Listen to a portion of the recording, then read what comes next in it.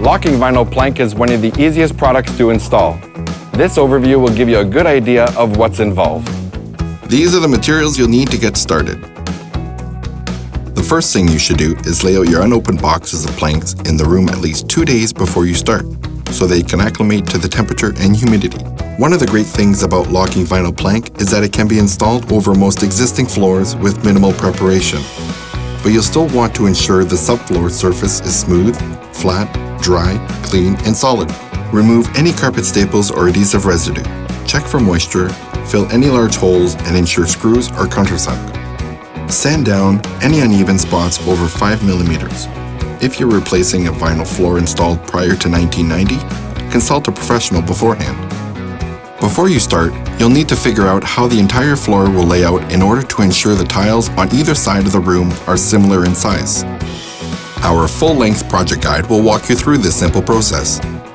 Now you can start installing your rows. Starting in a corner, lay a loose row of unsecured planks.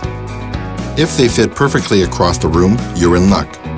If they don't, cut the last planks to length. If the last plank is less than 6 inches, remove an equal length from the first plank to increase the last plank's length.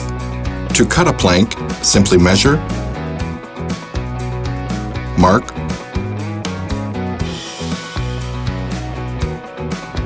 score, and snap.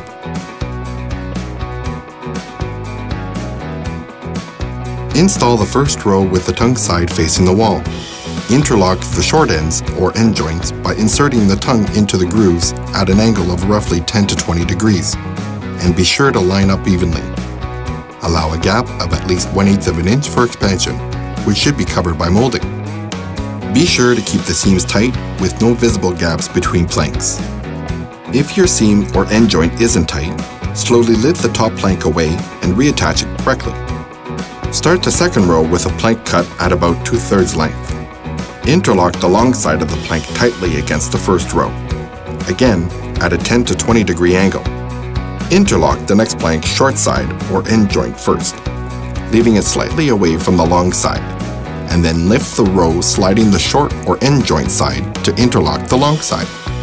You'll also want to stagger the seams or end joints at least 6 inches apart for a more natural looking appearance. Once all the flooring has been installed, finish up by installing matching thresholds and quarter-round molding to the walls using finishing nails.